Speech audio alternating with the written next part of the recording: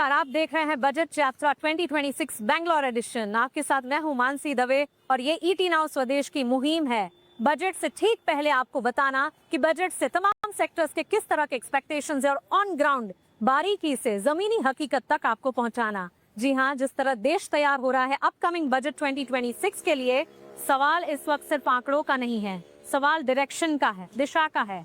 किस तरह से हम फ्यूचर रेडी टॉप वर्कफोर्स तैयार करें, कैसे बिजनेस को स्ट्रेंथन करें जो कि आगे चलकर आपको नौकरियां दे जाएं, कैसे तमाम सेक्टर्स जैसे कि आईटी, सेमीकंडक्टर, डिफेंस, एजुकेशन और इनसे भी ज्यादा रियल एस्टेट और सारे के सारे इंपॉर्टेंट सेक्टर्स के डेवलपमेंट को तय करें।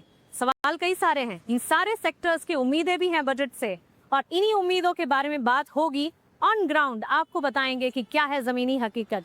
इस वक्त मैं खड़ी हूँ बैंगलोर के आइकॉनिक विधान सौधा के पास, जो कि पॉलिसीज डिसाइड करते हैं, जो कि देश के विकास को डिसाइड करती है, बैंगलोर के विकास को डिसाइड करती है। तो चलिए बैंगलोर में चलते हैं, समझते हैं कि बजट के डिसीजंस किस तरह से बैंगलोर के डेवलपमेंट को मदद करेंगे और आपके यानी कि बैंगलोरियंस के डेवलपमेंट को मदद करेंगे।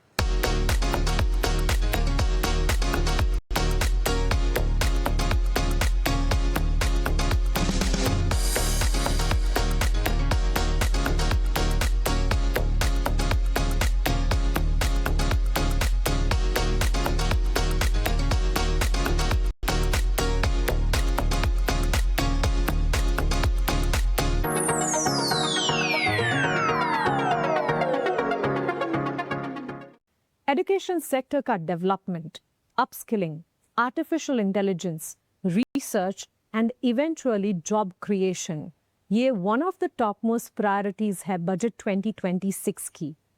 एजुकेशन सेक्टर को इस बार बजट 2026 से किस तरह की उम्मीदें हैं, उस पर बात करने के लिए मैं आ पहुंची हूँ ट्रिपल आईटी बैंगलोर में और मेरे साथ है ट्रिपल आईटी बैंगलोर के director professor Debabrata Das. Sir, thank you so much अपना समय हमें देने के लिए, शुक्रिया हमारे साथ जुड़ने के लिए। और आपको भी धन्यवाद, आप हमारे इधर आए कैंपस को और इस इम्पोर्टेंट सब्जेक्ट में डिस्कशन करना चाहें तो आप पूछ सकते हैं। बिल्कुल professor Das, education sector as they say सबसे इम्पोर्टेंट है क्योंकि आज हम जिस यूथ को, जिस बच्चे को पढ़ाएंगे वो कल का फ्यूचर बनेगा। एजुकेशन सेक्टर इस बार बजट से सरकार से किस तरह की उम्मीदें लगाकर चल रहा है? ये बहुत इम्पोर्टेंट सब्जेक्ट है। मैं भारत सरकार को धन्यवाद देना चाहता हूँ क्योंकि भारत सरकार ये एजुकेशन सेक्टर को इम्पोर्टेंस दिया है और इसका लिए भारत का भविष्य जो आगे बढ़ रहा है, विकसित भारत 2047 में, इसका उससे पहले इसका रिजल्ट्स बहुत अच्छे से आएगा। डिजिटलाइजेशन और टेक्नोलॉजी की इम्पोर्टेंस पिछले कुछ सालों में हमने समझी है और आगे जो युवा हैं वो इस डिजिटलाइजेशन और टेक्नोलॉजी की मदद से ही काफ़ी आगे बढ़ पाएगा। और इसी के साथ आ जाता है आर्टिफिशियल इंटेलिजेंस। आपको क्या लगता है करंट सिस्टम आर्टिफिशियल इंटेलिजेंस और एडवांस रिसर्च में कितना निवेश कर रही है as compare to the global peers? ये बहुत अच्छा और इम्पोर्टेंट क्वेश्चन है क्योंकि आर्टिफिशियल इंटेलिजेंस हमारे जितने डिपार्टमेंट है, हमारा एग्रीकल्चर, बायोटेक्नोलॉजी और जितने सारे डिपार्टमेंट है, कंप्यूटर साइंस का जितना एप्लीकेशंस है, सब में लगेगा। एजुकेशन में भी लगेगा, हेल्थ में भी लगेगा, एरोस्पेस में भी लगेगा, सब जगह में लगेगा। इसीलिए हमको बहुत जल्दी आर्टिफिशियल इंटेलिजेंस में बहुत सारे काम करना है। ये आर्टिफिशियल इंटेलिजेंस का दो डायरेक्शन है। एक है एजुकेशन पार्ट जो कि हायर एजुकेशन इंस्टीट्यूशन में होगा, उच्च शिक्षा like triple IT Bangalore, other IITs में होगा और उसके एजुकेशन के बाद उसके बाद जो हमारा प्रोफेसर्स है यंग मास है, जो कैपेसिटी बिल्डिंग हो रहा है देश के लिए, वो ट्रेंड होने के बाद उसके बाद वो रिसर्च करेंगे आर्टिफिशियल इंटेलिजेंस में जो कि हो रहा है और उन लोग जाके फिर लेटर ऑन प्रोडक्ट्स बनेगा। करेक्ट। तो एजुकेशन में हमारा इंस्टीट्यूशंस हाई इक्विप्ड है देश में क्योंकि प्रोफेसर्स लोग ऑलरेडी ट्रेंड हुए हैं, ऑलरेडी उन लोग रिसर्च करके प्रोफेसर बने हैं आर्टिफिशियल इंटेलिजेंस में। लेकिन हमको प्रोडक्ट बनाने के लिए बहुत सारे रिसर्च और इनोवेशन के लिए इंफ्रास्ट्रक्चर भी चाहिए, फंडिंग चाहिए। जो कि भारत सरकार दे रहा है बाय अनुसंधान ANRF बोल के एक संस्था है, department of science and technology है, मिनिस्ट्री ऑफ इलेक्ट्रॉनिक्स आईटी है, और बहुत सारे डिपार्टमेंट वो दे रहे हैं। लेकिन और हमको एडवांस कंट्री के साथ जिस कंपटीशन करना है उसके लिए और ज़्यादा फंड चाहिए। करेक्ट। और सेकेंडली हमारा प्रोफेसर लोग और जो साइंटिस्ट कम्युनिटी है इंडस्ट्री में और एकेडेमिया में और गवर्नमेंट R&D में, उन लोग बहुत ज़्यादा काम करना चाहते हैं और जल्दी जल्दी करना चाहते हैं, स्पीड में करना चाहते हैं, कम्पीट करने के लिए ग्लोब के साथ।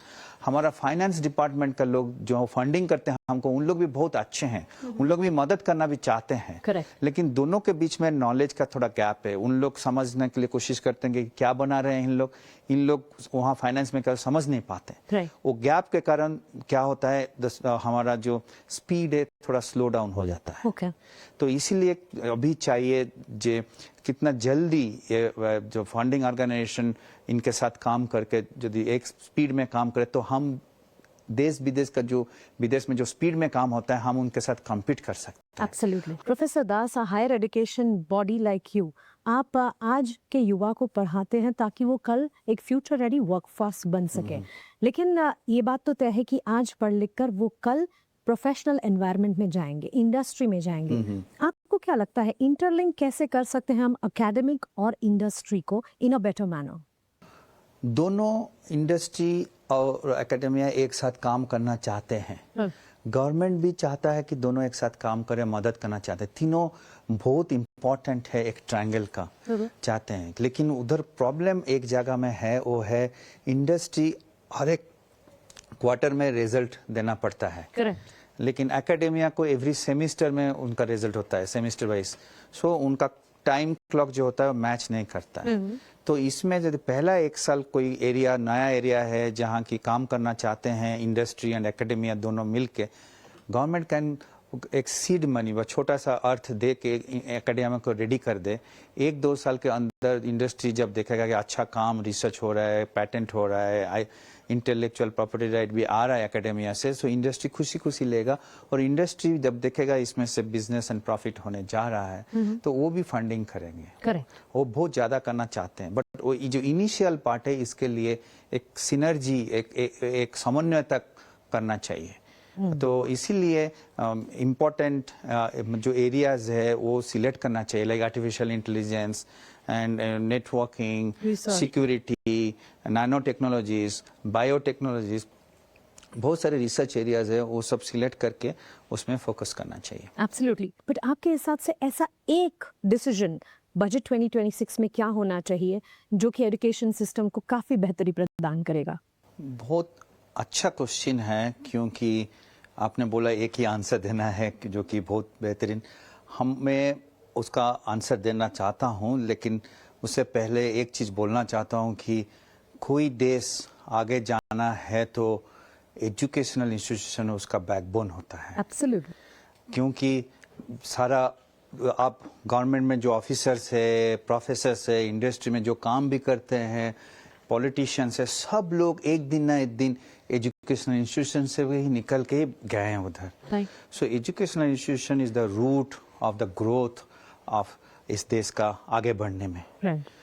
तो इसीलिए एजुकेशनल इंस्टीट्यूशन में यदि पैसा बच जाए खर्चा से, वो क्या करता है उसको फिर एजुकेशन और स्टूडेंट का भलाई के लिए ही खर्चा करता है। करेक्ट। इसलिए मुझे सरकार से एक अनुरोध है, विनती है कि जो टैक्स हमको देना पड़ रहा है एजुकेशन इंस्टीट्यूशन को बनाने में, लाइक बाइंग इंस्ट्रूमेंट्स, बाइंग एक लैब बनाने में, क्लासरूम बनाने में, इंफ्रास्ट्रक्चर बनाने में हमको बहुत सारा टैक्स देना पड़ता है।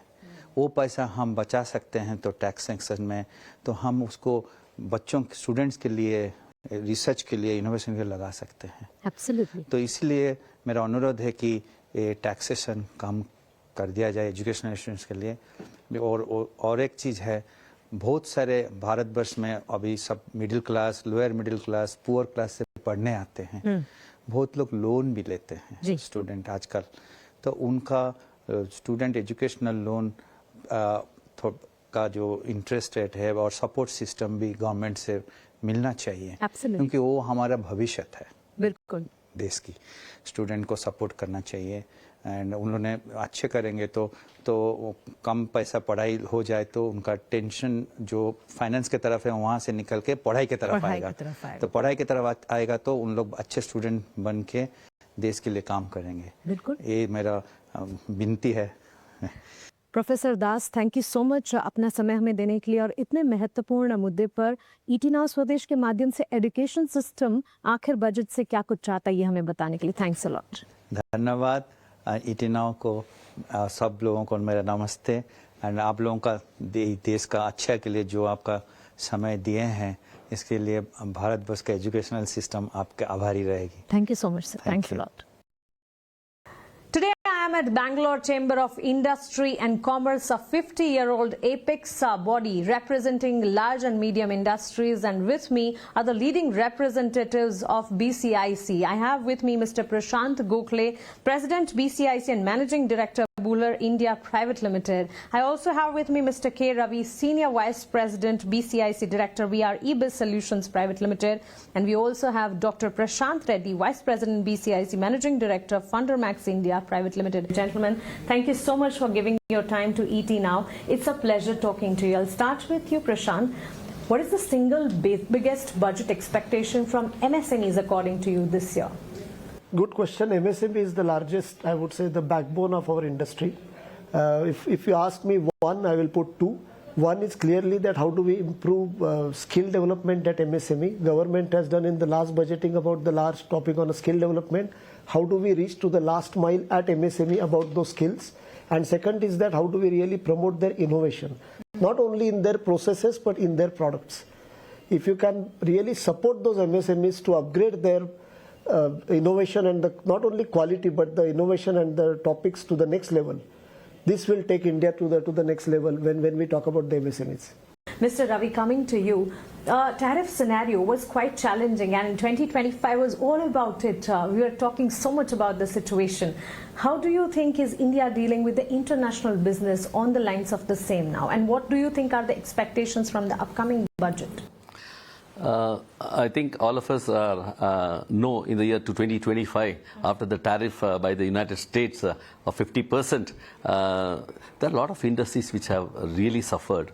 Particularly if you take the garment industry, the margins are so low, they can't sustain 50% vis-a-vis 25% by Vietnam or Bangladesh. And when it comes to diamonds, we are one of the top exporters of diamond, finished diamond to US, and even that, it has been a very great effect to that particular industry.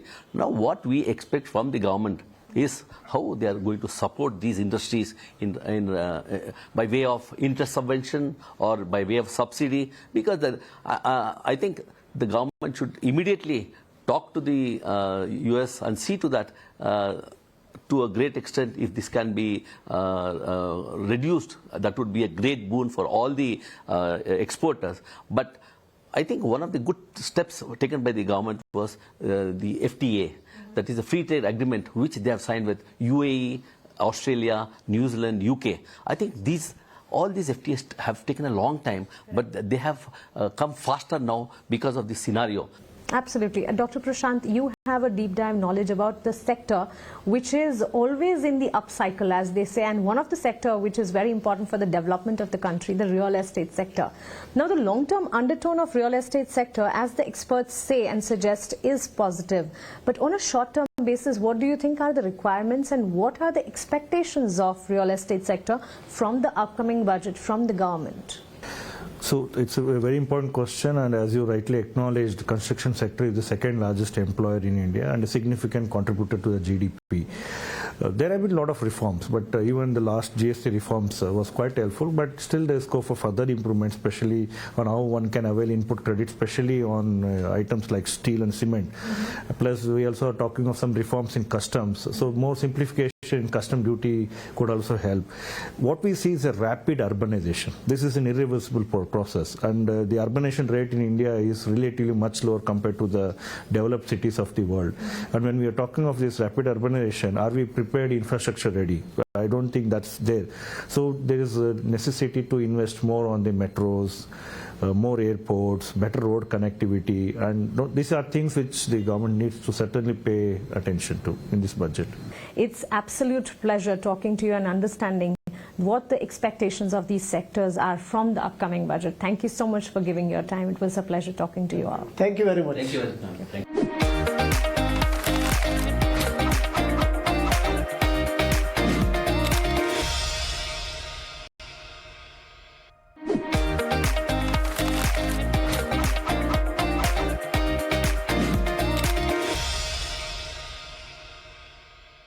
Budget यात्रा Bangalore addition देख रहे हैं आप। और जब बैंगलोर की बात होती है, कई सारे सेक्टर्स रिप्रेजेंट करता है Bangalore, be the real estate, the startups, the information technology sector, the semiconductor and a lot many, energy space, defence for that matter. और इसी तरह के इम्पोर्टेंट सेक्टर के लीडर्स से हम इस बजट यात्रा एडिशन में बात कर रहे हैं। आज रियल एस्टेट और एनर्जी स्पेस के इम्पोर्टेंट लीडर्स से हम बात करने वाले हैं। मेरे साथ जुड़े हैं mister Suresh Hari, immediate past secretary CREDAI Karnataka. मेरे साथ हैं mister Zaid Mohammed, treasurer Bangalore realtors association of India, and we also have mister Varuchi Mishra, partner and group CEO Novata energy transition enterprise private limited.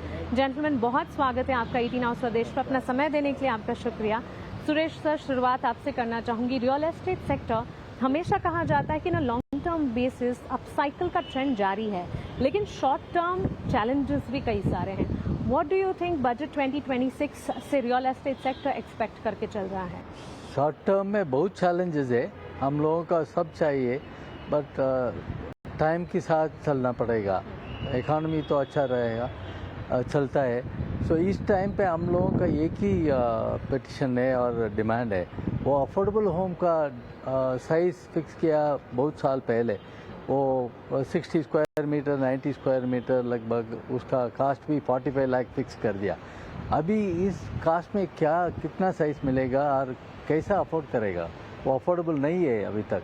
सो उसका एरिया बढ़ाना है और प्राइस भी ज़्यादा बढ़ना है। ये दोनों डिमांड ज़रूरत चाहिए और बहुत डिमांड्स है, हम लोग सबके साथ चलना है। वो इकॉनमी तो अच्छा है, so we are enjoying the up cycle. Market बहुत अच्छा है, वो कोविड के पास अभी अच्छा चल रहा है। तो इसीलिए हम लोगों का यही है, मेन सेक्टर का एड्रेस करना है और कंप्लायंस ठीक से करना है, ज़्यादा फास्ट करना है। ये बहुत हम लोगों का डिमांड है। कंप्लायंस एक ऐसा स्पेस है जिसमें काफी सारे अप्रूवल्स अटक जाते हैं। वही है, बहुत विंडोज है। Completely agree to that.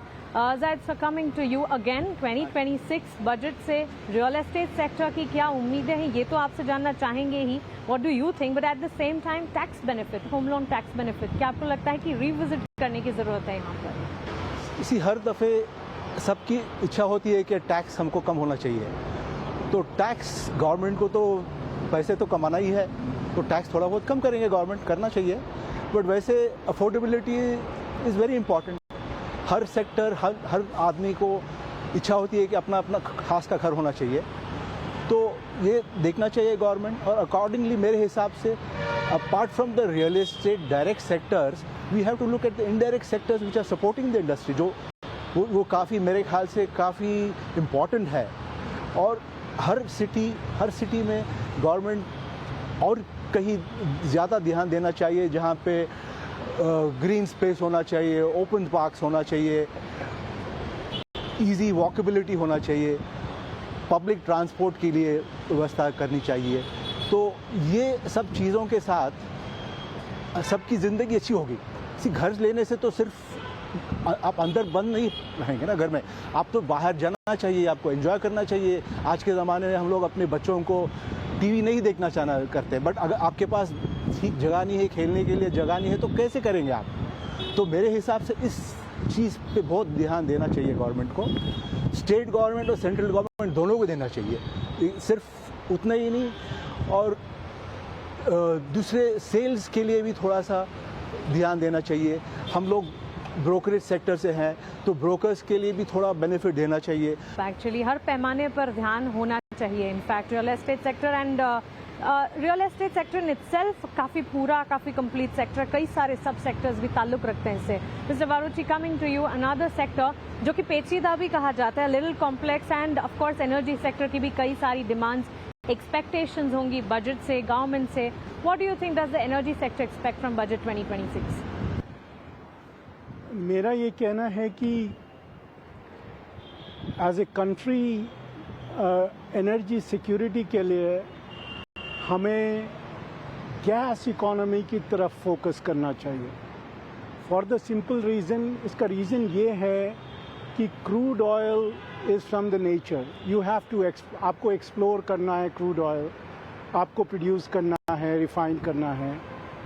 But gas के बहुत अल्टरनेटिव सोर्सेज हैं. एक तो ऑफ कोर्स एक्सप्लोरेशन से आता है, दूसरा उसका बहुत अल्टरनेटिव सोर्सेज हैं. अब देखिए ऑर्गेनिक वेस्ट जो है, म्युनिसिपल वेस्ट, हिंदुस्तान करीब 500 मिलियन टन्स, रफ फिगर ऊपर नीचे हो सकता है, प्रोड्यूस करता है ऑर्गेनिक एंड म्युनिसिपल वेस्ट. अगर थियोरेटिकली स्पीक बोला जाए तो सब हम कन्वर्ट कर सकते हैं into hydrocarbons, gas and oil, gas ज़्यादातर, और 15% यील्ड है जनरली. कुछ टेक्नोलॉजी की 20% यील्ड है, किसी की 10% यील्ड है. तो आप 75 मिलियन टन प्रोड्यूस कर सकते हैं हाइड्रोकार्बन फ्रॉम, और अभी का प्रोडक्शन 25-26 मिलियन टन है. तो तिगुना कर सकते हैं आप अपना production from using your harnessing alternative sources जो हैं. वैसे ही हाइड्रोजन, अभी हमारा जो ग्रीन मिशन है वो बोल रहा है ग्रीन हाइड्रोजन बनाएंगे 5 मिलियन टन. ऐसा नहीं होना चाहिए. हम लोगों को चाहिए कि it is any hydrogen, first create the infrastructure. Absolutely. वैसे हम समय की पाबंदी भी है और इसी वजह से आप तीनों से एक कॉमन क्वेश्चन में ये ज़रूर पूछना चाहूँगी बिफोर वी क्लोज इट, कि बजट से एक ऐसा क्या निर्णय लिया जाए जो कि आपके तमाम सेक्टर्स के लिए बेहतरी की तरफ आपको ले जाए. Real estate sector, one decision which you think will help the sector. Real estate particularly Bangalore हम लोगों का इंटरेस्ट है, but across the country real estate के लिए मोबिलिटी इम्पॉर्टेंट है. मेट्रो कनेक्टिविटी वेरेवर वो कर रहे हैं, वो जल्दी करना है, वो लंबी डिस्टेंस कवर करना है, वो आउटसाइड द सिटी होना चाहिए. क्यों है, वो सिटी की सेंटर पॉपुलेशन को डिस्ट्रीब्यूट कर सकते हैं, उन लोगों का तकलीफ नहीं होगा वो मूवमेंट का. और utilization of utilizable common energy and the other resources वो डिस्ट्रीब्यूट हो जाता है. वो ट्रांसपोर्ट में इतना पोल्यूशन आता है, वो सब कम हो जाता है. सो मोबिलिटी इज इम्पॉर्टेंट, मोबिलिटी का इम्पॉर्टेंट देना है. Okay, that's what according to you? I would look at parking vehicle movements of the city, because traffic, which everybody talks about in Bangalore, but traffic is a problem in every city in the country. So I would say nationally we should bring a policy where, sale of cars is kind of restricted unless you don't have a proper parking facility. Parking facility should be a criteria before sale of vehicle has happened. See, today resale of cars becomes so cheap. Nobody wants to sell cars today. Each household has 3-4 cars with them, and there's no parking facility. So I think government should look at this. Yes, they have come out with policy of removing these cars after some time, scrapping them, but something seriously has to be done to ensure that traffic in all these cities will be That's a controlled. very important angle to the entire conversation on this sector. Again, coming to you, Mr. Baruchi, one decision you would want the government to take for your sector. The government should make a very clear regulation about subsidizing or incentivizing carbon capture and storage. So it should come out with $1 per ton cost to be supporting the project developers who are putting these infrastructure in place. And the government, like all other countries in the world, I mean all the Western countries who are moving ahead on CCS. was quite an insightful conversation. Thank you so much. आपका बहुत शुक्रिया हमारे साथ जुड़ने के लिए और इन important sectors की उम्मीदें बजट से सरकार से क्या हैं ये विस्तार से हमसे बातचीत करने के लिए थैंक यू सो मच। नमस्कार, धन्यवाद।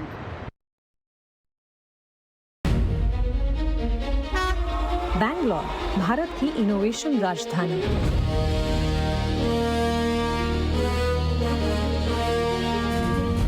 एक ऐसा शहर जहां आइडियाज स्टार्टअप्स बनते हैं, टेक्नोलॉजी विकास को बढ़ाती है और सपने भविष्य को आकार देते हैं। ग्लोबल कंपनियों से लेकर छोटे उद्यमियों तक, छात्रों से लेकर पेशेवरों तक, बैंगलोर नई भारत की धड़कन दिखाता है। लेकिन जब देश का बजट बनता है तो सवाल बड़ा है, क्या इन आवाजों को सुना जाता है? क्या जमीनी उम्मीदें नीति तक पहुंच पाती है? बजट केवल आंकड़े नहीं है, ये तय करता है कि कारोबार कैसे बढ़ेगा, रोजगार कैसे सृजित होंगे और बैंगलोर जैसे शहर भविष्य के लिए कैसे तैयार होंगे। इसी सोच के साथ ईटी नाउ लेकर आया है बजट यात्रा, एक ऐसा अभियान जो स्टूडियो से बाहर निकलकर सीधे शहरों तक जाता है। स्टार्टअप की उम्मीदें, एमएसएमई की चुनौतियां, रियल एस्टेट की जरूरतें और युवाओं के सपने, सब कुछ एक मंच पर। यहाँ हर सवाल सिर्फ सवाल नहीं है, ये एक सुझाव है, एक उम्मीद है जो सीधे सरकार और वित्त मंत्री तक पहुँचती है। ईटी नाउ बजट यात्रा बैंगलोर एडिशन, जहाँ शहर की आवाज बनती है बजट की दिशा।